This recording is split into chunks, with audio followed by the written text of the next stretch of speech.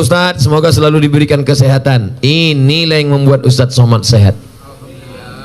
Tadi pertanyaan Ustadz Hanafi yang ketiga, apa yang membuat Ustadz sehat? Ustadz minum apa? Masih teh manis. Kenapa Ustadz sehat? Yang membuat sehat, orang sebanyak ini berdoa, ceramah di Gayo Luas 3 kali, asar, isya, subuh, macam makan obat.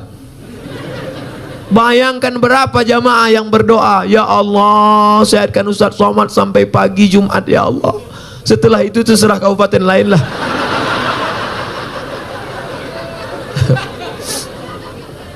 Pak Ustadz, apa sama berbakti sama orang tua dengan berbakti sama mertua? Kau jumpa istrimu itu umurnya berapa? 25 tahun. Selama 25 tahun tuh ngasih makan dia siapa? Bapak sama emaknya.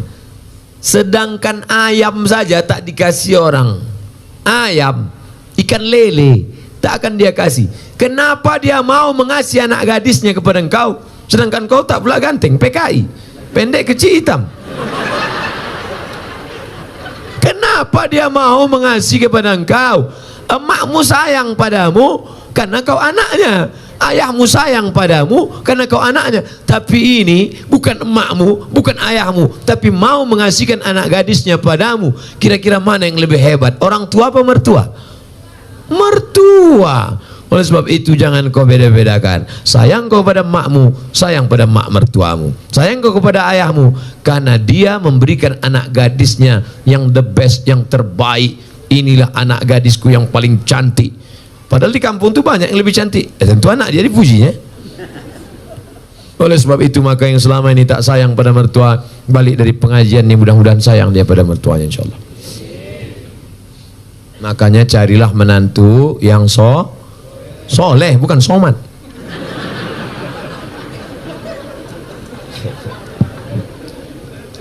Ustadz, kalau pergi ke Mekah untuk haji tapi uangnya pinjam dari bank boleh apa tidak? Bank syariah, Bank Aceh Syariah boleh. Masa pergi, masa ngutang ibadah Pak Ustadz? Boleh ngutang. Pak Haji pinjam duit 2,5 juta, aku mau kurban. Kurban bulan berapa? Bulan Zulhijjah. Nanti kelapaku panen bulan Muharram. Boleh. Ada yang akan membayarnya, boleh. Yang tak boleh itu Pak Haji pinjam duit 2,5 juta, apa yang akan kau bayarkan? Kuserahkan pada Allah Subhanahu wa taala. Nah, itu tak boleh. Misalnya kau PNS, lalu pergi kau ke bank syariah, lalu kata orang bank syariah ini akadnya murabahah, nanti dapat bantuan.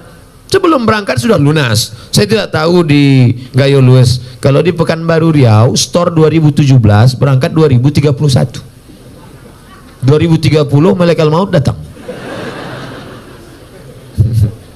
Insya Allah, mudah-mudahan kita bisa berangkat haji insya Allah. Ada satu kabupaten di Indonesia miskin susah, tapi jamaah hajinya terbanyak. Bupatinya cerita ke saya, Ustadz Somad, ini kabupaten miskin tapi jamaah hajinya terbanyak. Loh kok bisa gitu Pak Bupati? Orang kampung kalau tanam padi, pas nanam itu mau pergi haji, mau pergi haji, mau pergi haji, mau pergi haji. Pas dia nanam karet, mau pergi haji, mau pergi haji.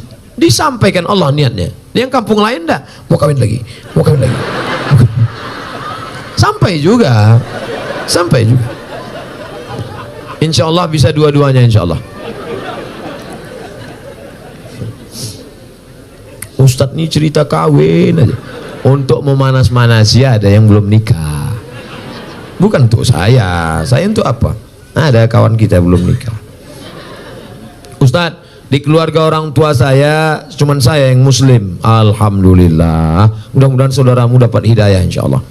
Jika saya siap sholat langsung panjatkan doa untuk ibu saya, sah apa tidak Pak Ustadz? Nabi mendoakan non muslim. Apa doanya? Allahumma hdi qaumi fa innahum la ya'lamun. Berikan kaumku, adikku, kakakku, emakku, adikku hidayah supaya mereka bersyahadat asyhadu an la ilaha illallah wa asyhadu anna Muhammadar Rasulullah.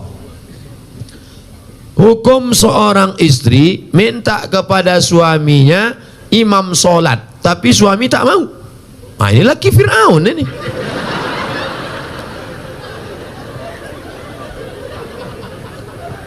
Istri itu tidak meminta, tapi suami yang membangun.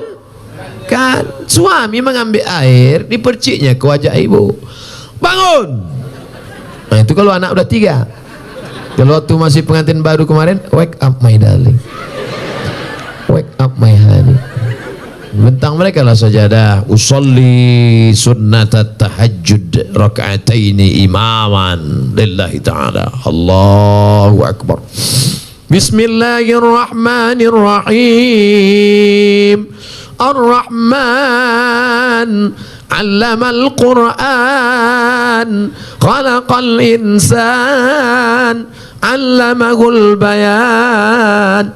Mertua di sebelah mendengar suara menantu sholat. Siapa itu, Bu? Menantu kita. Itulah, mereka baru nikah udah tahajud. Kita udah 30 tahun nikah tak ada tahajud. Siapa menantu kita? Itu yang tamat dari pesantren tahfiz Quran dari Gayo Luas itu. Masya Allah, amin ya rabbal alamin. Menantu akan datang. Menantu yang sekarang, buka pintu. Mudah-mudahan suami-suami yang belum sholat, mudah-mudahan selesai pengajian nih sholat dia. Ustadz Somad, dulu kusangka kalau nikah sama dia aku bahagia. Pas dia datang meminang, ayahku bertanya, kau PNS? Golongan 3, Pak. Apa peganganmu? Itu kunci mobil. Punya kau? Punya abangku. Tapi tak lama lagi mau aku beli itu dah. Akhirnya kusangka nikah sama dia bahagia, Pak Ustadz. Ternyata sudah 2 tahun, 3 tahun menikah, tak ada kebahagiaan. Gimana rasanya? Macam tidur sama babi hutan. Walaupun hidup 1000 tahun, kalau tak sembahyang, apa gunanya? Walaupun hidup 1000 tahun, kalau tak sembahyang. Ibu nanti kalau ngayun anak gitu, sepohon kayu daunnya nimbun, serta buahnya, walaupun hidup 1000. Kata laki, kau nyindir aku ya? Rupanya laki tak sembahyang, laki hantu. Makanya sebelum anak itu menikah dites dulu. Ustadz, anak saya ini dokter, orangnya lembut, baik, jilbabnya panjang, sholat nggak tinggal. Saya takut menantu saya tak sholat. Gimana cara ngetesnya Pak Ustadz? Kata jamaah, menantu ibu itu mana orangnya? Ini Pak Ustadz. Ajak dia jumpa di rumah makan jam 12 besok hari Jumat. Calon mantu, ya bisa kita jumpa jam 12 besok hari Jumat. Mohon maaf ibu calon mertua, siapapun yang mengajak kalau hari Jumat aku mau sholat Jumat, terimalah dia. Tapi kalau kata dia oke, jangan terima. Tapi soal ini tak bisa dipakai lagi karena sudah bocor. Nanti ku kasih soal lain.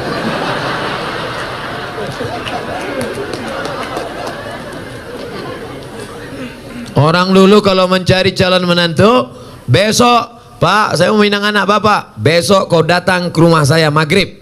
Kenapa disuruh maghrib? Karena mau dibawa ke surau, disuruh azan. Allahu Akbar, Allahu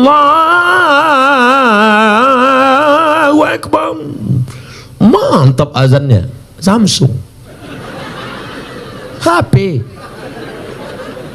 Dulu calon menantu dites azan. Setelah lulus azan, bapak tu pun pura-pura batuk. Bapak tak bisa maju jadi imam nih, tadi minum es 3 drum. Kalau kau maju jadi imam, dia pun maju dah. Ghairil maghdubi alaihim waladdallin. Amin. Bismillahirrahmanirrahim. Inna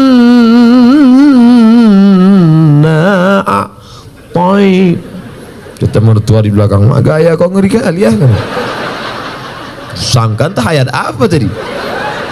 Itu juga. Tapi jadilah daripada tidak sama sekali. Makanya kalian yang muda-muda ini latihan jadi imam. Latihan jadi imam. Kalau latihan jadi imam jangan langsung sholat isya.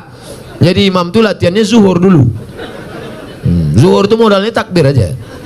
Allahu Akbar.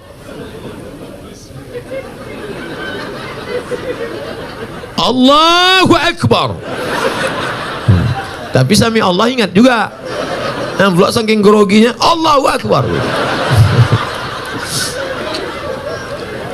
Nanti udah agak-agak kuat mental, udah agak-agak siap ready sudah, baru coba maghrib. Jangan langsung subuh. Subuh memang 2 rakaat, tapi kunut panjang. Nah, maghrib lah mulai coba. Bismillahirrahmanirrahim. Nah, ini sembahyang apa MTQ? Tapi yang paling enak itu jadi TNI Polri. Kalau kita TNI Polri, calon mertua mana berani nanya kita kan? Datang kita, kau sembahyang apa tidak? Bukakan aja pistol tuh.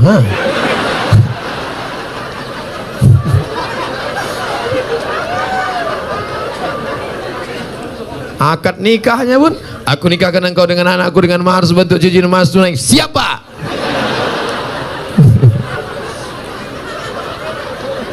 Ustadz Somad yang saya muliakan, ini pertanyaannya bagi saya sangat besar maknanya. Seorang ibu hamil duluan, baru menikah, bagaimana status anak tersebut? Perempuan yang hamil duluan, baik sebulan, 2 bulan, 3 bulan, 4 bulan, 5 bulan, 6 bulan, 7 bulan, dinikahkan, nikahnya sah. Nikahnya sah. Buka nama kitabnya Al-Fiqhul Islami wa Adillatuh. Nama penulisnya Syekh Wahbah Az-Zuhaili dari Suriah, Damaskus, dekan Fakultas Syariah Universitas Damaskus. Jadi Pak Kua tak perlu nanya ini berapa bulan. Itu bukan pertanyaan Pak Kua, itu pertanyaan dokter. Nikahkan saja. Aku nikah. Dari bunyi tangan calon mertua itu bisa kau tebak itu sudah hamil duluan apa tidak. Kalau yang belum hamil itu lembut dia. Hai menantuku. Itu belum hamil tuh. Tapi kalau hei menantu, aku nikahkan dengan tunai. Usah kau kesini lagi. Aku pijakkan aja muncung kau. Nah itu udah hamil tuh. Nah kalau sudah hamil dia, nikahnya sah. Nanti anak lahir tak usah diulang lagi, sah. Yang jadi masalah anak nanti lahir tidak boleh pakai bin bapaknya. Pakai binnya siapa? Bin maknya. Bin Fatimah, bin Aisyah, bin Khadijah. Nah, kebetulan nama maknya Tilan, bin Tilan lah.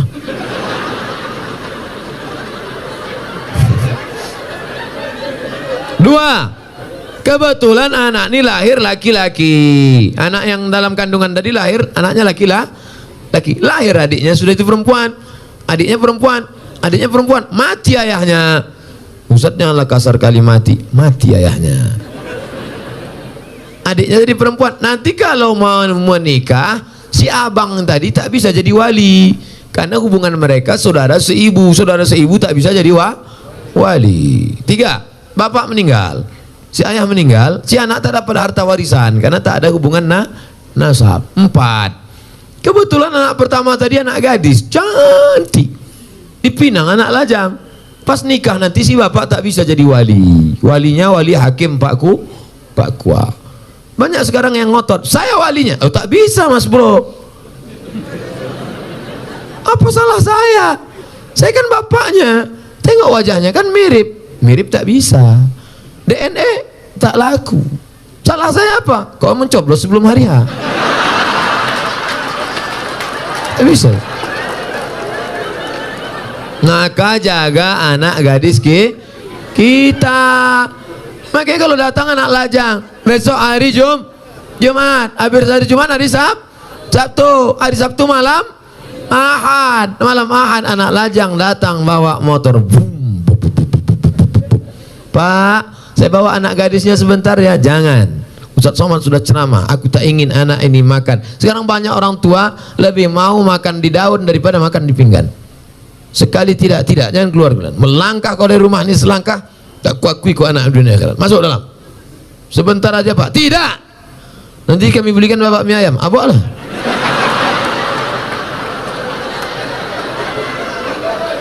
Semangkuk mie ayam lah pula harga anak gadis kau. La ilaha illallah Muhammad Rasulullah. Ibu juga harus sepakat sama bapak. Kalau bapak sudah mengatakan tidak. Sebentar aja. Tidak. Sekali tidak. Datang istri dari belakang, kasihlah bang, kita dulu lebih parah dari itu lagi. Inilah yang membuat anak nih rusak. Kalian pun yang lajang-lajang, ini pakai motor, udah dibawa, bonceng sana, bonceng sini, bonceng sana, bonceng sini, gembong masuk angin. Yang mengandung 9 bulan 10 hari laki-laki apa perempuan? Perempuan. Yang melahirkan meregang nyawa laki-laki apa perempuan?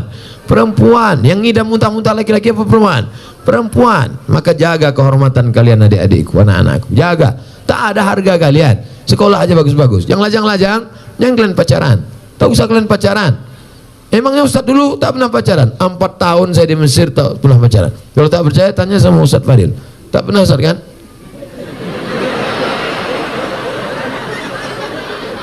Demi Allah, 4 tahun saya di Mesir, 99, 2000, 2001, 2002 tak pernah pacaran. Kenapa? Tak dapat. Persaingan ketat.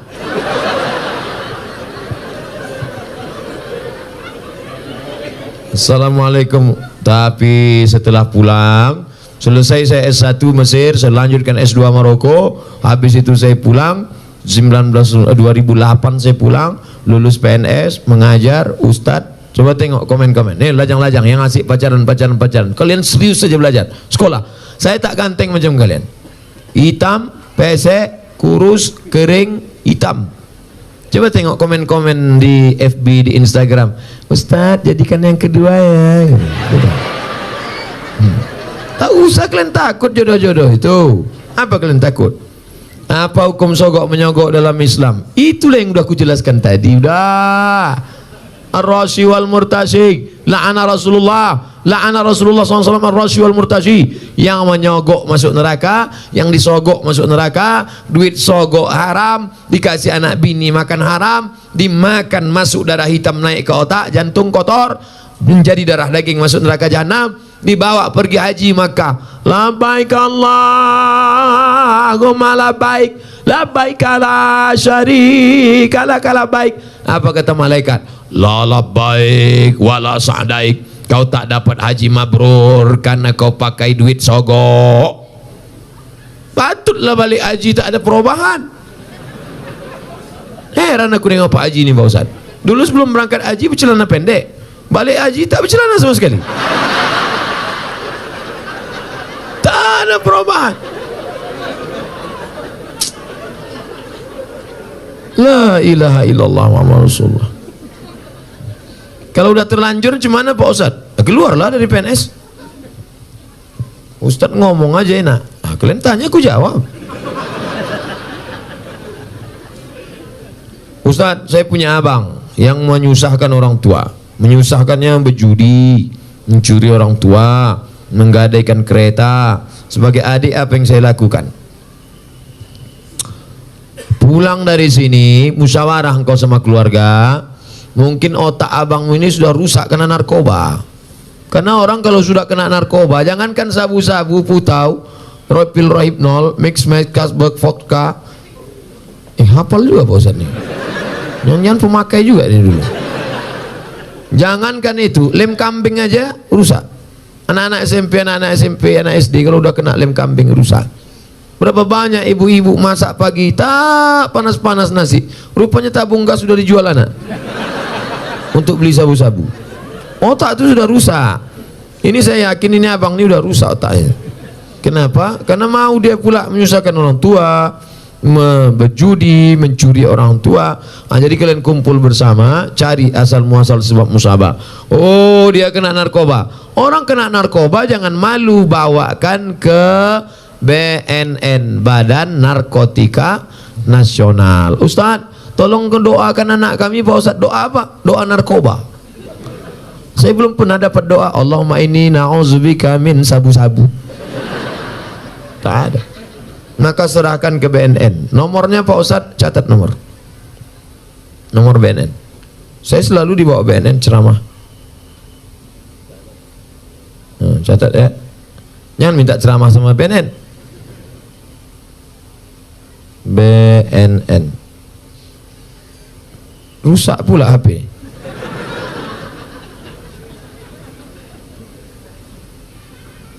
BNN. Catat 08 0813 11 44 2193. Nanti rekamannya ada. Telepon dia. Nah, nanti anak bapak tuh, adik abang tuh ditangkapnya. Tangkapnya bos. Banyak yang berterima kasih. Gimana keadaannya sekarang? Alhamdulillah Pak Ustadz. Gimana? Udah ditangkap.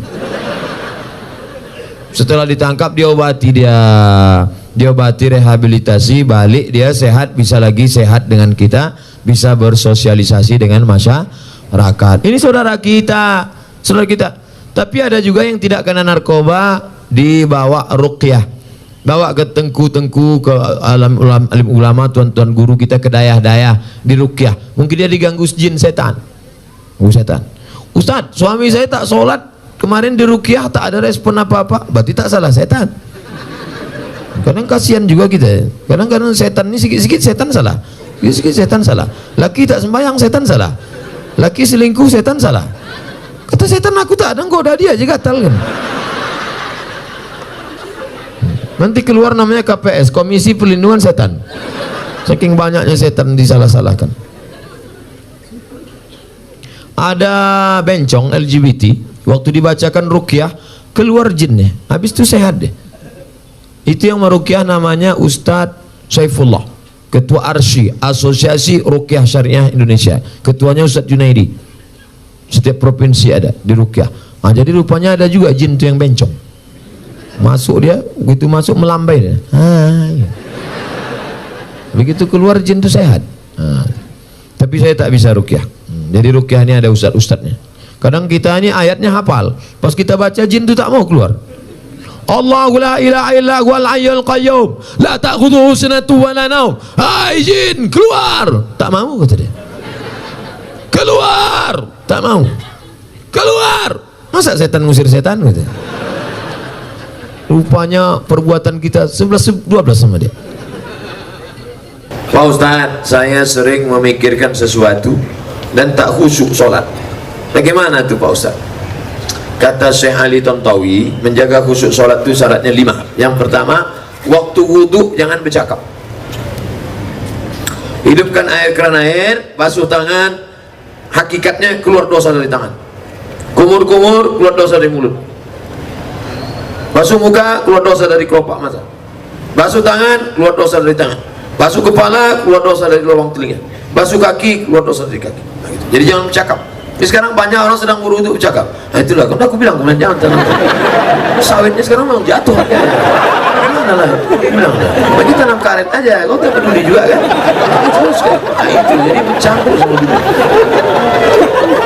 Makanya waktu berwudu itu jangan cerita dunia. Nah, habis berwudu, dari tempat wudu ke tempat sholat tak boleh tasbih. Tasbih itu menjalin jari jemari, retak. Tak boleh. Mereka jangan tasbih, tak boleh tasbih. Tasbih, subhanallah. Gimana kabarnya anak Syahnur yang katanya hamil? Subhanallah.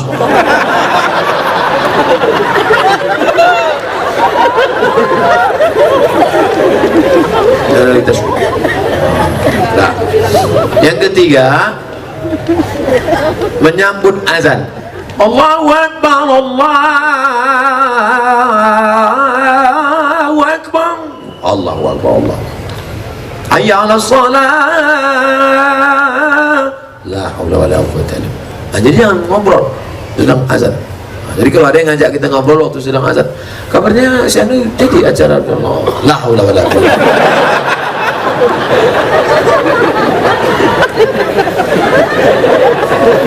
Yang keempat, sholat itu membaca, namanya qiraah, bukan merenung, membaca. Maka dibaca, inna sholati wa nusuki wa mahyaya la syarika lahu. Ya khabab, ya. Nabi itu kalau sholat mulutnya bergerak apa tidak? Nabi kalau sholat mulutnya bergerak. Dari mana kau tahu mulut Nabi bergerak? Bittirabih liyati, ku tengok jenggotnya bergoyang. Kenapa jenggotnya bergoyang? Karena dagunya bergoyang. Sekarang banyak orang sholat mulutnya diam ya.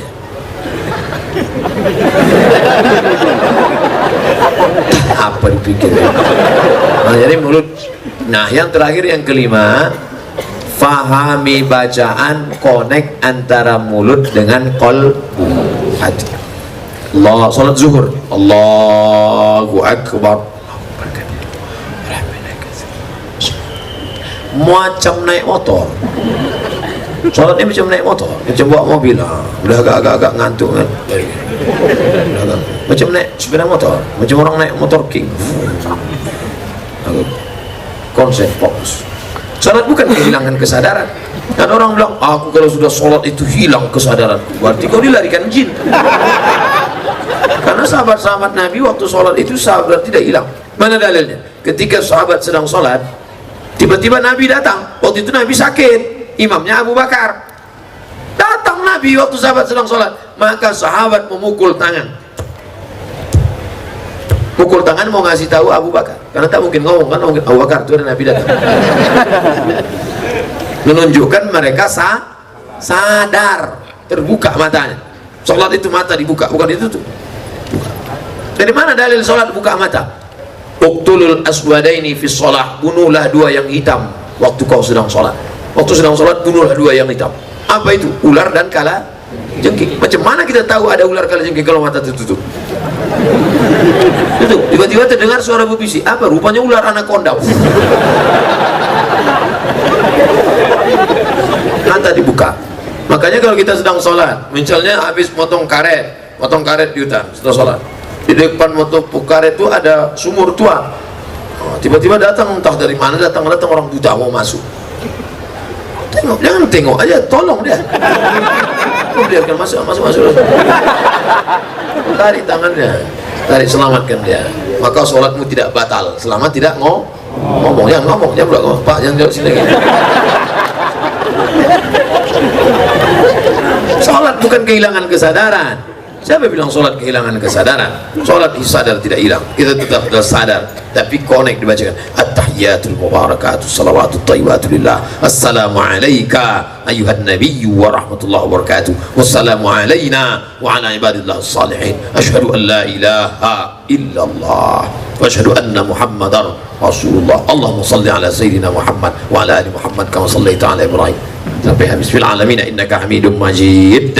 Lanjut lagi. Allahumma ighfir li ma qaddamtu wa ma akhartu wa ma asrartu wa ma a'lantu wa ma asraftu wa ma anta a'lamu minni antal muqaddim wa antal muakhir la ilaha illa anta subhanaka inni kuntu minadh dhalimin. Allahumma inni a'udzubika min adzabi jahannam min adzabil qabri wa min fitnatil mahya wal mamat wa min syarri fitnatil masiihid dajjal. Allahumma a'inni ala dzikrika wa syukrika wa husni ibadatik. Assalamualaikum warahmatullahi. Allah memberikan kekhusyuan, kita berusaha menyiapkan cawan. Saya dari Miss XXX. Bagaimana tanggung jawab seorang abang yang paling besar terhadap keluarga setelah bapak meninggal dunia? Tanggung jawab terhadap ibunya. Maka engkau menjadi wali bagi adik-adikmu. Tugas bapak mesti kau mengembannya. Laki-laki, kewajiban kalian kepada perempuan ada 5. Perempuan, hak kalian pada laki-laki ada 5. Pertama, kasih makan. Ibu udah makan. Yang kedua, kasih pakaian. Nampaknya pakaian perempuan-perempuan di gaya luas. Karena di tempat lain banyak perempuan yang tidak dikasih lakinya pakaian. Dikasihlah rok pendek, ditarik ke atas, terbuka bawah. Ada juga yang rok panjang, resleting, belum berpasang.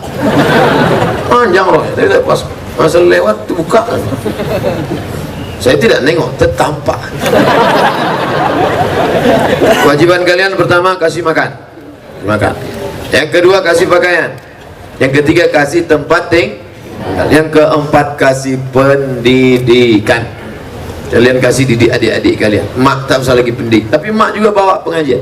Mak jangan dididik.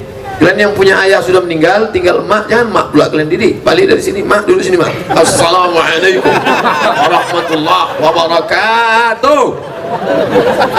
Itu bawa dia pengajian. Mak, ini ada pengajian ini, mak ikut nanti ya. Aslinya kalian mendidik istri, tapi karena tak sanggup, bawa dia pengajian. Yang kelima, perhatian.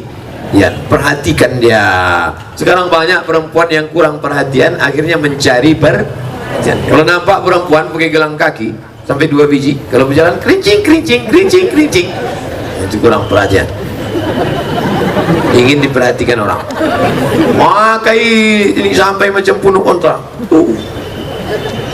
Kalau sekedar ikat rambut tak apa-apa. Perempuan yang rambutnya agak panjang, diikatnya pakai karet gula, karet minyak goreng, diikat. Lalu agak apa sedikit, tak apa-apa. Karena kalau tidak diikat, nanti pas membuka muka disangka lakinya sundel bolong. Sekedar diikat tak apa. Tapi ada orang mencari perhatian sampai tinggi ke atas. Pernah kan ada nengok perempuan tinggi ke atas, dipakai pula tumit 15 cm. Dia yang memakai, kita yang takut jatuh. Pas pergi undangan, nengok dia lewat, tinggi tumit segini, 3 kali tuh jatuh. Oleh sebab itu maka ini banyak perempuan-perempuan yang kurang perhatian. Banyak pula perempuan ketika di rumah macam hantu, di luar rumah macam artis. Ustaz tahu dari mana? Pernah saya datang ke rumahnya, tak kenal saya. Ini siapa? Rupanya topeng membuka. Inilah alis mata dicukur,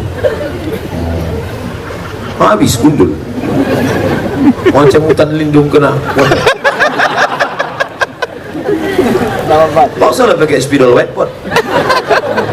Sampai tempat undangan, gulai tadi pedas pula, kipas mati, keringat meleleh lah. Makanya kalau mau pakai spidol, yakinkan itu permanen. Ini whiteboard meleleh lah, panas yang nih. Iya. Orang senyum, awak senyum. Yang disenyumkan orang awak. Balik ke rumah jam 9 malam, listrik mati. Assalamualaikum bang. Abang buka pintu, Allahu la ilaha illallah. Malam Jumat pula. La ta'khudhuhu sinatun wa la nawm, lahu ma fis samawati wa ma fil ardi, man dzal ladzi yashfa'u wa la ya'uduhu wa la ya'uduhu wa la ya'uduhu hifdzuhuma wa huwal aliyyul azim. Kenapa hantu ni tak pergi? Bini abang. Inilah gara-gara bini tak mengaji. Tapi insyaAllah di Gayo Lues tak ada ini, tak ada. Soleh-solehah semua insyaAllah. Coba tengok jilbabnya panjang, jilbab panjang. Anak kecil aja berjilbab. Tengok anak kecil, anakku berjilbab, jilbab panjang. Anak kecil yang nampak cuma 2, muka sama tapak tangan. Anak kecil berjilbab. Ini di tempat lain dipakailah celana sempit, celana jeans, ngonjerit paha. Tolong. La ilaha illallah. Dipakai pula senam pagi di kantor. Banyaklah pegawai kantor tu error. Di dalam tubuh yang sehat terdapat otak yang cacat. Pagi-pagi instruktur senam, teng teng teng teng teng teng teng teng teng teng. Badannya tak ada juga, biji matanya nih. Apa tak error? Na'udzubillah. Mudah-mudahan terpelihara kita dari maksiat-maksiat insyaallah. Bagaimana anak bisa jadi seperti Ustadz Somad? Enggak ada disebut Ustadz Somad sini. Bagaimana anak bisa jadi seperti UAS? Mungkin ini maksudnya Ustadz Asep Supriyatna.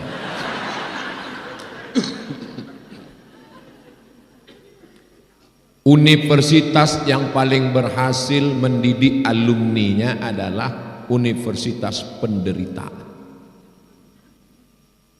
Saya ditinggalkan orang tua saya kelas 2 SD di Sumatera Utara. Mereka pindah ke Riau.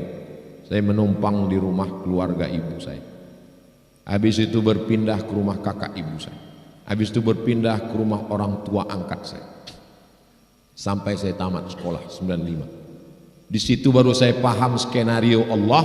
Allah ingin membuat saya sebagai orang yang mandiri. Saya bisa merasakan perasaan paman saya, tante saya, anak-anaknya, mantunya, cucunya. Sekarang anak-anak tak bisa merasakan perasaan itu, tidak halus feelingnya. Kenapa? Karena dia tidak perlu merasa. Di rumah-rumah bapaknya, ini emaknya, Mau makan sesuka hati dia, kaki dia angkat ke atas, ada pembantu. Saya nggak bisa begitu. Saya mesti merasakan, melihat wajah mereka, baru saya paham Allah membentuk saya supaya tajam rasa saya, feeling saya, maka dibuatnya kehidupan saya seperti itu. Lalu kemudian akhirnya saya pergi ke Mesir 4 tahun gak ketemu ibu saya. Habis itu pergi ke Maroko 2 tahun. Setelah itu pulang, tausiah, ceramah, direkam, diusir, viral. Itu. Jadi nggak ada sekolah yang membuat Abdul Somad itu nggak ada. Tapi pendidikan di rumah, ibu, keluarga, bapak ada, sibuk mencari nafkah, kemudian lingkungan, bacaan, keadaan, situasi. Jadi siklus manusia ini begini. Mau manusia, mau organisasi, mau yayasan, mau kerajaan, begitu. Generasi pertama pejuang, generasi kedua penikmat, generasi ketiga penghancur. Jadi kalau kita mau anak-anak kita tetap berjuang, jangan buat mereka terlena dengan kenikmatan. Jangan besarkan anak di tempat nenek, karena dia akan punya penyakit, tidak bisa menyuap makanan, tidak bisa ngangkat gelas, tidak bisa mengikat tali sepatu. Kenapa anak kita tidak bisa menyuap makanan? Karena neneknya akan menyuap, dia baru dia nggak pandai ngangkat gelasnya, karena gelasnya diangkatkan. Dia nggak pandai ngikat tali sepatunya, sepatunya dipasangkan, diikatkan. Maka buat anak itu mandiri. Bagaimana caranya? Masukkan ke insan taman. Kemanapun mutarnya tetap kembali ke insan taman.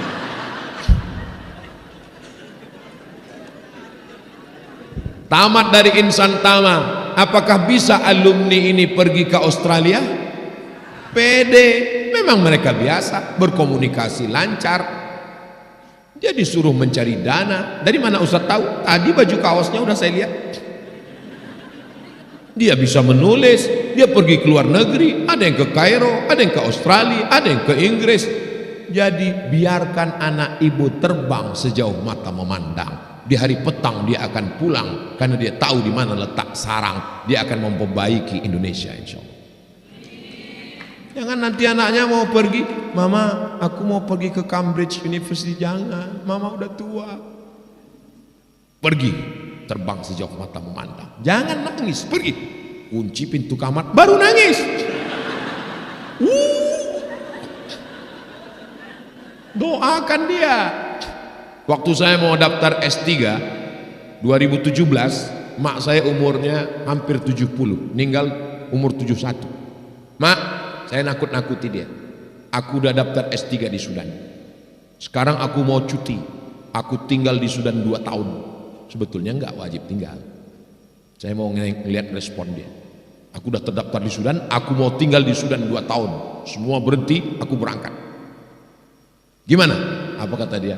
Aku udah biasa hidup sendirian di rumah nih. Kau silakan pergi, pulang ke dokter. Aku bangga punya anak. Makanya kalau ada mahasiswa yang ngadu ke saya, Ustadz, saya dapat beasiswa dari Al-Azhar, terus emak saya nggak ngizinkan.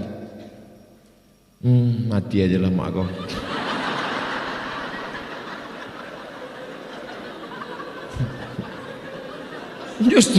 Justru kalau anak ini berhasil kan dapat pahala mengalir sampai hari kiamat. 4 tahun saya, tapi tidak saya ngomongkan gitu. Takut saya sakit hati dia kan. Dalam hati aja tak bisa saya lagi ngomong, udah mah kartu mati udah. Saya maunya ibu-ibu itu jumpa sama saya ceritakan bagaimana mak saya. Sampai terpikir saya waktu di Mesir itu 4 tahun nggak pulang. Jangan-jangan aku ini anak angkat. Pulang saya setelah 4 tahun, 98 berangkat 2002 pulang. Mak rindu nggak sama aku waktu aku di Mesir? Aku rindu betul sama kau. Jadi gimana cara mak kalau rindu? Ku cari anak-anak yang hitam macam kau. Ada anak tetangga hitam, itu ku belikan baju hari raya, ku undang makan, karena ku tengok dia hilang rinduku sama kau. Begitu rupanya cara dia mengobati hatinya. Setelah saya pulang, saya jadi ustadz, saya bawa dia ceramah ke Medan. Saya bawa ke hotel. Mat, ya mak, kawanku mau datang, mau jumpa. Bawa deh ke sini. Jumpa di mana terserah, mau di kamar, mau di lobi. Di bawah aja lah. Ya, ayo ku kawan. Saya biarkan ngobrol, saya nguping. Apa cerita orang? Ibu ini nanya, waktu anak kau di Mesir, kuliah lama-lama di Maroko, apa yang kau doakan? Kenapa hati kau kuat berpisah? Kenapa dia sehat? Aku tiap malam mendoakan dia, kubacakan 100 kali Al-Fatihah. Untuk anakku Abdul Somad, sehatkan dia ya Allah. Al-Fatihah. Bertawassul dengan surat Al-Fatihah, masyru', sunnah. Bertawassul dengan amal soleh, bagaimana hadis dalam Sahih Al-Bukhari, satu bertawassul berdoa dengan sedekahnya, satu bertawassul dengan bakti kepada orang tuanya, satu bertawassul dengan tidak jadi berzina. Maka bertawassul dengan membaca Al-Quran dan Ummul Quran Al-Fatihah masyru', bukan bid'ah, sunnah. Membaca Al-Fatihah atau dengan bersedekah. Datang jamaah, Ustaz tadi saya lewat di depan rumah emak Ustaz. Oh ibu tahu? Ya saya selalu dulu datang waktu beliau masih hidup. Di antara ceritanya Pak Ustaz, apa cerita dia? Aku selalu menzikirkan anakku. Apa dibacakannya untuk saya bu?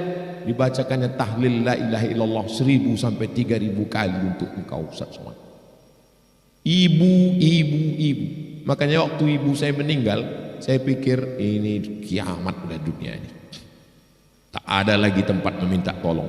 Rupanya sampai hari ini masih ada sisa-sisa doanya yang makbul. Maka doakan anak-anak ibu, kalau nanti dia tamat, insan tamat, dia mau pergi, ibu izinkan atau tidak? Dari bunyinya sepertinya enggak. Pak Ustadz, bagaimana hukumnya laki-laki nge-make up ngerias wanita? Saya selama masuk TV belum pernah dipakai make up. Setiap dipakai make up saya lihat, mana yang pakai make up? Ini enggak, takut saya. Mana yang ngasih make up? Sini.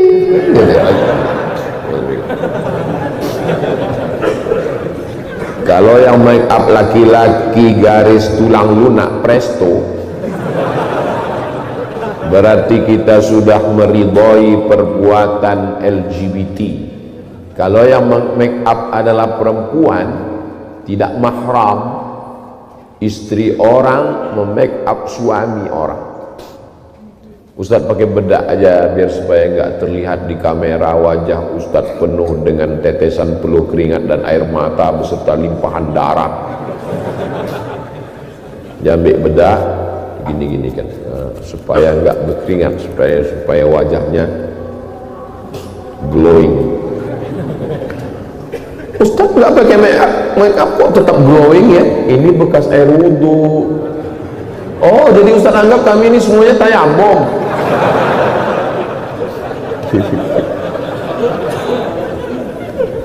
Nah, oleh sebab itu maka kalau bisa hindari. Kalau udah nggak terhindarkan lagi, apa boleh buat? Tapi nggak mungkin nggak terhindari. Mau masuk TV, mau kemana? Jadi anak-anak ibu yang mau menikah, cari make upnya laki-laki. Laki-laki. Kebetulan mempelai laki-laki. Yang untuk anak perempuan, perempuan. Laki-laki yang benar-benar laki-laki sejati. Ada istrinya di rumah. Tanya dia, laki-laki kau tuh benar-benar laki-laki. Emang ente mau nyoba? Laki-laki. Ya Allah, selamatkan umat kami dari LGBT ya Allah.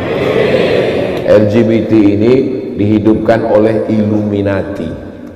Illuminati menyebarkan perbuatan dosa di dunia supaya cepat turunnya azab Allah. Dalam agama apapun mereka tidak disukai. Dalam agama Kristen mereka disebut sebagai antikristus karena mereka memusuhi agama. Mereka menghalalkan segala yang diharamkan Allah SWT. Dalam agama Islam mereka adalah yang mensupport segala kemungkaran. Maka orang tua di rumah mesti anak-anak yang suka-suka melambai main-main boneka, kasih dia taekwondo, judo, aikido, silat yang agak besar, sumo, cimande, silat. Jangan sampai dia melambai. Doakan dia menjadi anak-anak laki yang soleh, yang gagah, yang perkasa, menjadi tentaranya Rasulullah SAW. Takbir! Semangat saya jadinya kan. Pekerjaan laki-laki itu tukang rias, make up Pak Ustadz. Kalau dia merias, ya dia mau merias mempelai laki-laki. Jangan dia rias bini orang. Tak pernah bini saya dirias laki-laki. Gimana perasaan saya sebagai kepala rumah tangga melihat bini saya dirias laki-laki, pipinya diginikan, nanti ditengok aja bibir bini saya. Mana rasa cemburumu, Beb? Kau kan laki-laki. Laki-laki yang tak ada rasa cemburunya dayus. La yadkhulul jannata dayus, tak masuk surga dayus. Siapa itu? La yagharu ala maharimihi, tak ada rasa cemburu. Di Mesir, jangankan binimu dirias laki-laki, nanya nama istrimu pantang, merah wajah. Kalau tempat kita mungkin biasa, siapa nama istrinya? Tuhan sana nggak boleh. Kalau mengasih air ke tamu, yang bawa itu laki-laki. Saya nggak pernah saya suruh istri saya membawa air minumnya ke tamu. Yang bawa air minum ke tamu saya. Nggak pernah sekalipun istri saya suruh datang ke ruang, Ma, datang ya. Lalu dia pun datang, direkam sama tamu.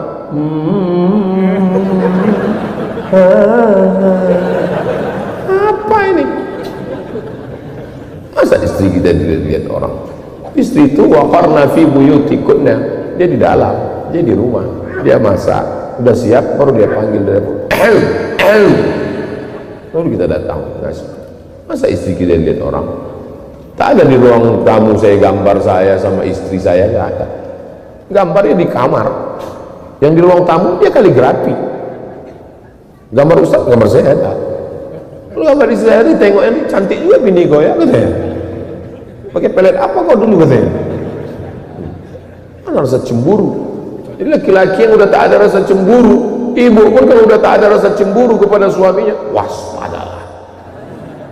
Kejahatan terjadi bukan karena ada niat dari pelakunya, tapi juga karena ada kesempatan. Waspadalah. Anak saya dicerai suaminya 1,5 tahun. Setelah itu dia kembali lagi, tapi tidak diwalikan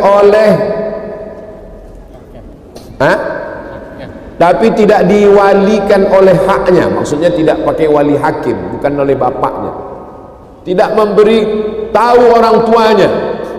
Tahu-tahu dia hamil, lah, dia udah rujuk, nggak mungkin pakai bluetooth. Pertanyaannya, apakah pernikahannya sah menurut Islam? Menurut mazhab Syafi'i, tidak sah nikah tanpa wali. Kalau dia nikah pakai mazhab Hanafi, boleh tidak pakai wali. Janda bisa menikahkan dirinya tanpa wali. Tapi di hukum Indonesia, kompilasi hukum Islam Indonesia tidak pakai mazhab Hanafi, pakai mazhab Syafi'i.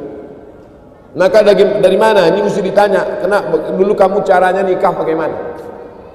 Orang yang sudah pisah, habis masa iddahnya 3 bulan, kalau dia mau rujuk lagi, maka dia mesti akad ulang. Aku nikah. Orang yang sudah lewat iddahnya, kalau masih dalam iddah, dia jatuhkan tolak, tapi masih satu rumah. Aku tolak kamu, tapi masih satu rumah. Tiba-tiba hujan lebat malam, balik lagi, sah rujuknya. Tapi kalau sudah habis iddahnya 3 bulan, dia mau rujuk lagi, itu mesti akad ulang. Ada mempelai laki-laki, ada wali, ada mahar, ada 2 saksi, ada ijab, ada qabul. Aku nikahkan engkau dengan anakku dengan mahar sebentuk cincin emas tunai, sah, baru balik. Itu namanya pengantin baru, stok lama. Kalau sholat yang pernah ditinggalkan itu lupa ada berapa, Lalu gimana cara mengkodoknya? Cara mengkodoknya, ingat aja akil baliknya kapan. Saya akil balik pun lupa Pak Ustaz. Akil balik 10 tahun. 10 tahun. Perempuan 9 tahun. Bahkan kabarnya sekarang lebih cepat karena faktor tontonan dan makanan. Jadi kalau akil baliknya 10, umur kamu sekarang berapa? Umur saya 30 Pak Ustaz. Enggak sholatnya sejak kapan? Ya sejak akil balik itu. Berarti enggak sholat 20 tahun. Enggak sholat sama sekali. Ada sholat Pak Ustaz. Apa? Idul Fitri, Idul Adha. Berarti dikodok selama 20 tahun. Cara mengkodoknya, habis zuhur nanti sholat kodok. Saya sholat zuhur 4 rakaat kodok lillahi ta'ala. Kodok bukan yang cuci tangan itu. Allahu Akbar habis zuhur. Dalilnya? Dalilnya tulis di Google, kodok sholat Ustadz Sarwat. Ustadz Sarwat udah nulis itu, beliau sahabat saya, alumni Lipia. Kodok sholat Ustadz Sarwat, enter. Nama lembaga beliau Rumah Fikih Indonesia, rumahfikih.com. Bagaimana cara mengkodok sholat? Kodok sholat yang terlewat haruskah? Sepakat 4 mazhab.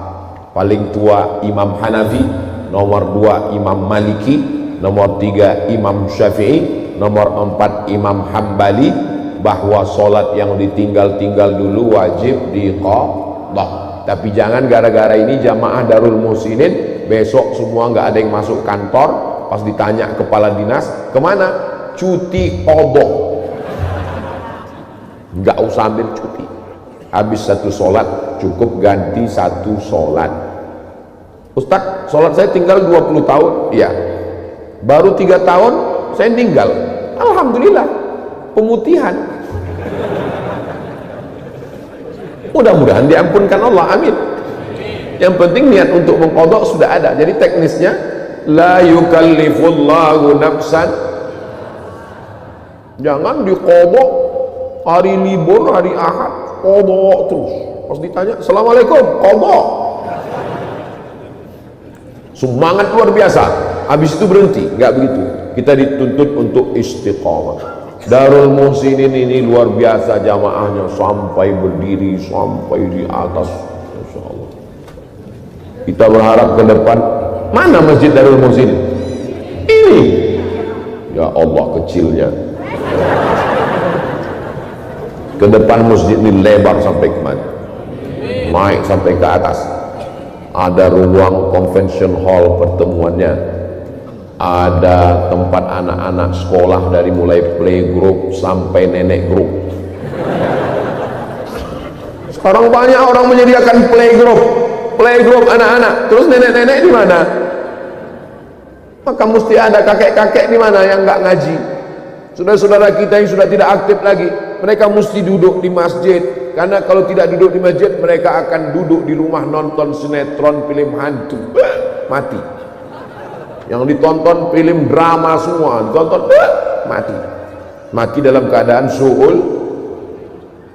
Apa seingatnya aja atau cukup ditaubati aja Pak Ustaz? Ini nanya apa nawar?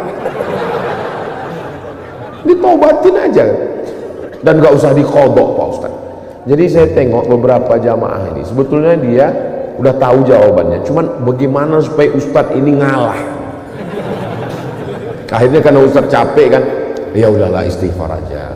Itulah yang saya cari, itulah yang kutunggu Pak Ustaz. Kalau sama Ustaz lain bisa, kalau saya enggak.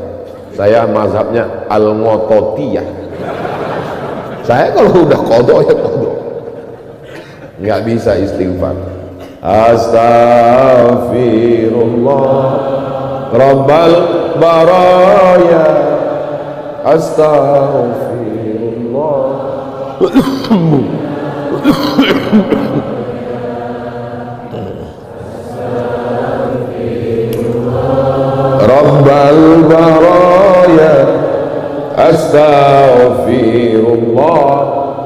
minal khataya. Astaghfirullah, aku minta ampun kepada Allah Rabbal baraya, yang menciptakan semua makhluk. Astaghfirullah, aku minta ampun kepada Allah minal khataya, dari semua kesalahan-kesalahan. Jadi nanti kalau kita istighfar, anak kita nanya, mama, apa astaghfirullah Rabbal baraya? Pokoknya minta ampun, pokoknya minta ampun.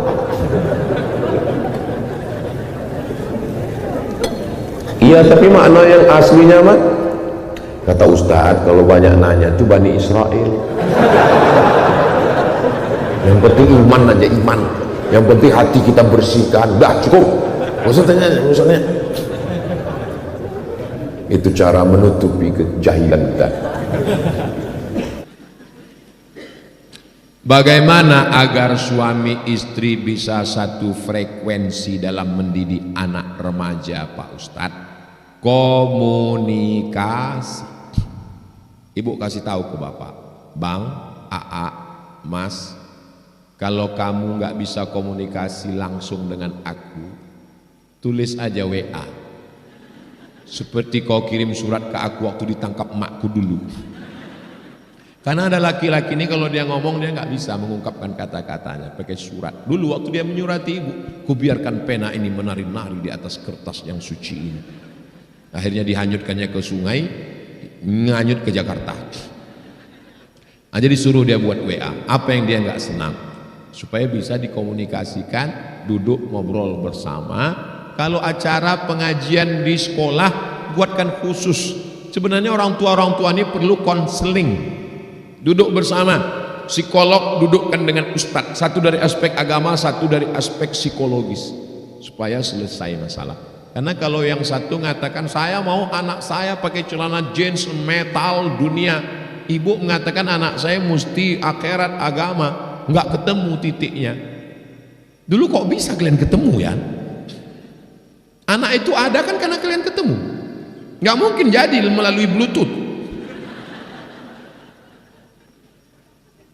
Nah, jadi kalian mesti berkomunikasi, ketemu untuk kebaikan mereka bersama. Insya Allah ada titik temunya. Karena suami yang tidak mengerti, istri yang tidak mengerti, mereka juga hamba Allah. Qalbul mu'min baina asabi'ir rahman, hatinya itu milik Allah Ta'ala. Tak ada yang sulit bagi Allah. Innama amruhu idza arada syai'an ayaqula lahu kun. Jangan pernah berhenti usaha, bawa pengajian, undang di acara majelis pengajian wali murid Insan Tama, hadiri kajian-kajian. Ada Ustadz Ismail Yusanto, ada Ustadz Asep Supriyatna, ada Ustadz Somad melalui online. Tapi ada yang paling hebat lagi, ad-doa silahul mu'min, doa senjatanya. Maka ibu sholat hajat 2 rakaat sujud terakhir dalam hati, ya Allah bukakan pintu hati suamiku biar supaya satu frekuensi dia dengan aku. Jangan sampai nanti aku masuk surga, dia masuk neraka jahanam. Insya Allah Allah bukakan hati bapak, Allah bukakan hati ibu, insya Allah. Bagaimana jika anak perempuan punya cita-cita jadi ibu rumah tangga? Profesi utama perempuan adalah ibu rumah tangga. Adapun dia menjadi pengusaha itu sampingan. Adapun dia jadi polwan sampingan. Kalau dia jadi polwan yang bisa masak, yang bisa mendidik anak-anak. Kalau dia jadi dokter spesialis sampingan. Polwan kalau dia, anak-anak kan susah makan sekarang. Dia mesti bisa nyuruh anaknya makan. Ibu-ibu suka. Dia lihat anaknya suka bintang, dia masakkan telur bentuk bintang. Bintang, makan. Ah. Kalau dia polwan dia cabut pisau, makan. Enggak begitu juga. Dia tetap di rumah tidak sebagai seragamnya itu. Ibu pikir mentang-mentang polwan kalau dia di rumah pakai seragam. Papa, masuk. Dia jadi ibu rumah tangga. Jangan sangka mentang-mentang ibu bisnismen, wanita karir, bisniswoman, banyak uang, bapak kemudian kurang berhasil bisnisnya. Bukan berarti ibu lalu kemudian meremehkan mereka. Suami tetap kepala rumah. Papa memang yang kaya ini aku, uangku banyak, dan kau salah satu dari asnaf fakir miskin, tapi kau tetap kepala rumah tangga, Pak. Maka kau jangan sampai nggak pede. Nggak usah diomongin. Tidak semua kebenaran itu mesti diucapkan. Menyakitkan, cukup dengan sikap kita saja. Jadi kalau anak ibu mau jadi ibu rumah tangga, itulah perempuan yang solehah. Ini solehah. Yang saya khawatirkan justru pas ditanya, kamu mau jadi apa, Nak? Mau jadi tentara, mau jadi businesswoman, mau jadi wanita karir, nggak mau masak, nggak mau melayani suami, buang-buang waktu aja. Justru itu yang kita khawatirkan. Jadi cita-cita utamanya adalah menjadi ibu rumah tangga, tapi dia tetap bisa berkarir, insya Allah. Ustadz, boleh nggak anak saya jadi dokter spesialis? Boleh. Tamat dari Insan Tama, dapat beasiswa fakultas kedokteran, masuk dia. Qurannya ada, bahasa Arabnya bisa, menutup aurat, masuk dia di ruang ICU. Bismillahirrahmanirrahim. Yasin. Dua kemungkinan, nggak sehat, mati. Coba kalau dia nggak sekolah di Insan Tama, nggak pernah dididik agama, rambutnya seperti sarang tawon, warnanya 3 warna merah kuning kelabu, antingnya sampai ke hidung sampai ke bibir, botato semua, kukunya hitam, masuk ke dalam ruang. Mana yang sakit? Mana? Disangka pasien itu malaikat maut. Jadi boleh bekerja, beraktivitas. Ibu silakan jadi apapun dengan syarat dan ketentuan berlaku. Pertama, izin suami. Izinnya harus setulus hati, bukan paksa. Izin Pak, izin. Awas kalau enggak, putus subsidi. Izin, kata si bapak, untuk kamu apa yang enggak kuberikan? Nyawa kuberikan, Ma. Bapak itu kan raja gombal. Nah, jangan berdua-duaan di tempat yang enggak ada mahram. Jaga-jaga. La tusafiranna, enggak boleh musafir jauh keluar kota tanpa mahram. La tabarrajna tabarrujat, jangan bersolek-solek jahiliyah. Tapi Pak Ustadz, bibir saya pucat betul kayak hantu. Boleh pakai warna kulit, kaedahnya begini, membuat yang enggak layak jadi layak, yang sudah layak menjadi terbayak-bayak, yang sudah layak itu udah nggak usah ditambah-tambahi lagi. Itu kerja setan, karena setan itu la umanniyannahum, aku buat mereka berhalusinasi. Kata setan, robah alismu, robah, pakai itu ini segala macam. Maka ibu tetap pede dengan apa yang ada sekarang. Yang udah pernah robah apa boleh buat, nggak bisa balik lagi. Banyak-banyak minta ampun, mudah-mudahan Allah mengampuni. Kamu kok glowing ya? Ini bekas wudhu.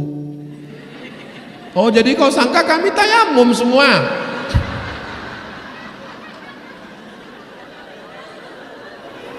Jadi kita bangkitkan percaya diri kita. Sebenarnya orang-orang yang mengotak-atik wajahnya itu, orang ngelihat dia malah ngeri. Dia aja yang kepedean. Saya terus terang lihat orang yang oplas-oplas tuh takut saya nengok mukanya. Iya, bibir bengkak. Bagi dia udah cantik betul, tapi orang nengoknya macam hantu. Dia berhalusinasi dengan diri dia sendiri.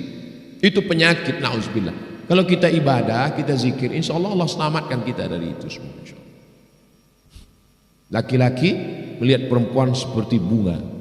Bunga ini ada masanya kuntum, mekar, harum, dan akan layu dan mati. Maka bapak mesti siap menerima bunga yang layu. Karena bunga yang tidak layu cuma bunga plastik. Maka sekarang banyak perempuan isi wajahnya kresek. Dagu plastik, hidung plastik, pipi plastik. Ini apa namanya? Bulu mata pun plastik. Plastik, lentik. Ada orang bakar sampah layu. Parah itu. Apa saja yang enggak kemasuk riba dan apa saja yang termasuk riba. La ta'kulu riba adhafan mudha'afah. Jangan makan riba yang berlipat ganda. Minjam uang 100 juta, bayarnya 120, riba. Apapun namanya, saya nggak sebut namanya, yang penting asal bertambah berarti riba. Uang dengan uang, riba. Tapi kalau uang dengan barang, enggak. Bapak punya mobil, Pak, saya beli mobil Bapak. Sebetulnya harga mobil ini 200 juta, tapi karena sama Ustadz Somad ya 210 aja lah. Kadang dengan Ustadz malah makin mahal dibuatnya. 210 ya? Ya. Saya nggak ada uang cash. Kalau saya cicil setahun bisa nggak? Bisa Pak Ustadz. Jadi berapa? 210 sebulannya Ustadz angsur aja 30 juta. Ya jadi 360 Pak Ustadz. Dari 210 jadi 360. Bertambah apa enggak bertambah? Bertambah. Riba apa enggak? Enggak. Kenapa enggak? Karena akadnya uang dengan barang. Uang dengan barang enggak riba. Mana dalilnya? Ini kan lagi tren, di mana dalilnya? Ya, dalilnya tulis di Google. Somad Moroko, jangan Somad merokok. Somad Moroko, SOMAD MOROCCO. Somad Moroko spasi kredit. Sudah enter. Somad Moroko itu blog saya dulu. Kredit sudah saya tulis 25 Agustus 2010. Uang dengan barang tidak riba. Tapi katanya waktu saya ngambil barang mobil ini riba Pak Ustadz. Itu karena ada orang ketiga, namanya leasing, penyedia jasa keuangan, yang sebetulnya akad kita dengan dia adalah uang dengan uang, bukan uang dengan barang. Makanya jangan sampai ada orang ketiga di antara kita, Bu. Orang ketiga ini berbahaya. Orang ketiga ini adalah saya. Enggak ada saya ngomong gitu. Nah, jadi jangan sampai ada orang ketiga. Nah, ini yang menyebabkan riba. Jadi kuncinya satu saja. Uang dengan uang bertambah, maka dia adalah riba. Apa efek riba? 5. 1.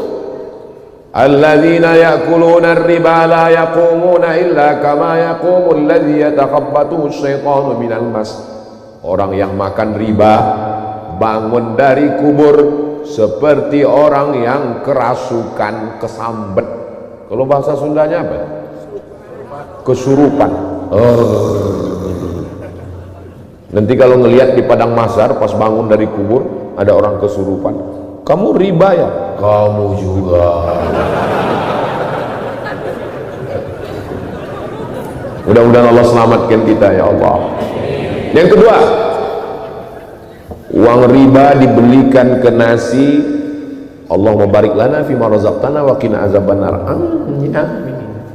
Sepiring nasi berubah menjadi darah, darah berubah menjadi daging. Ayyuma lahmin nabata min haramin, daging yang tumbuh dari riba, fannaru aulabi, tempatnya api neraka. Tumbuh dari riba. Sedangkan kita berdoa Rabbana atina fid dunya hasanah wa fil akhirati hasanah wa qina Allahumma ajirna minan nar, Allahumma ajirna minan nar, Allahumma ajirna minan nar, Allahumma ajirna minan nar. Selamatkan kami dari api neraka. Masuk neraka gara-gara daging yang tumbuh dari riba, tidak boleh masuk surga, transit dulu di obok-obok di neraka. Habis baru masuk surga. Insya Allah kita semua ini nggak ada yang transit, langsung masuk surga. Heran jamaah, semua jamaah Darul Muslimin sudah masuk surga, tiba-tiba Ustaz Somad belum kelihatan. Pada nanya, pengurus ketua semua nanya, Ustaz Somad mana? Gak tahu. Ustaz Somad katanya mungkin udah transit. Tapi dia kemarin doa waktu pengajian nggak transit. Nggak tahu. Baiknya kita tanya aja sama malaikat Ridwan. Malaikat Ridwan? Iya. Ustaz Somad mana? Dia di VVIP. Aminkanlah. Itu cara saya minta doa jamaah. Yang ketiga, orang yang berdoa, Rabbi habli minas sholihin, berikanlah anak-anak saya soleh-soleh ya Allah. Doanya tidak dikabulkan Allah. Kenapa? Mat'amu haram. Karena lidah yang dipakai berdoa, lidah makan riba. Kecuali lidahnya dua, satu untuk makan riba, satu untuk berdoa. Pas makan riba itu, pas mau berdoa, sebentar ya ganti. Lidah yang sama kau pakai berdoa, tak diterima Allah. 4, minum riba. Minum 1 gelas susu riba, masuk setetes darah. 1 gelas minuman berubah jadi setetes darah, masuk ke dalam jantung. Dari jantung disemburkan naik ke otak. Bapak ibu semua hafal ayatnya. Nasiyatin kadhibatin khati'ah. Nasiyatin ubun-ubun, kadhibatin pembohong, khati'ah penjahat. Kalau orang jahat, yang jahat itu kan tangannya, yang jahat itu kan mulutnya, yang jahat itu kan matanya, yang jahat kan kemaluannya. Kok yang jahat otaknya? Karena mata, tangan, kaki, tanda tangan diperintahkan oleh otak. Yang mana? Otak bagian depan. Yang nggak ada otak, makan otak-otak. Yang kelima, efek dari riba adalah memperjauh jarak antara si miskin jatuh sejatuh-jatuhnya karena rentenir, yang kaya sekaya-kayanya. Yang kaya makin kaya, yang miskin makin miskin. Lagu Bang Haji semua. Lintah darat. Semua yang di air kalau naik ke darat jahatnya luar biasa. Lintah darat dan buaya. Biasa aja baunya kuat. Apakah program bayi tabung boleh menurut Islam?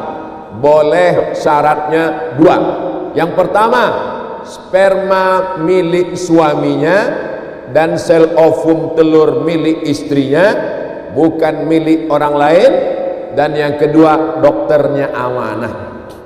Cari dokter-dokter yang soleh-solehah, yang amanah, minta bantu program bayi tabung, diambil sel sperma suami, diambil sel telur istri, dilakukan pembuahan, dimasukkan, jadi sah. Tapi kalau dokternya tidak amanah, diambilnya nanti entah dari mana-mana, dari bank sperma di Amerika, di barat, lahir anak, matanya biru, hidungnya mancung, bapaknya hitam. Pas ditanya, apa ini? Hibrid. Nah, jadi kalau dokternya amanah, orang yang ngaji, maka dia tidak lakukan pengkhianatan. Itu sebagai salah satu cara. Banyak jamaah kita yang melakukan bayi tabung. Paling murah 100 juta. Itu pun tabung-tabung second 9 kilo lah itu.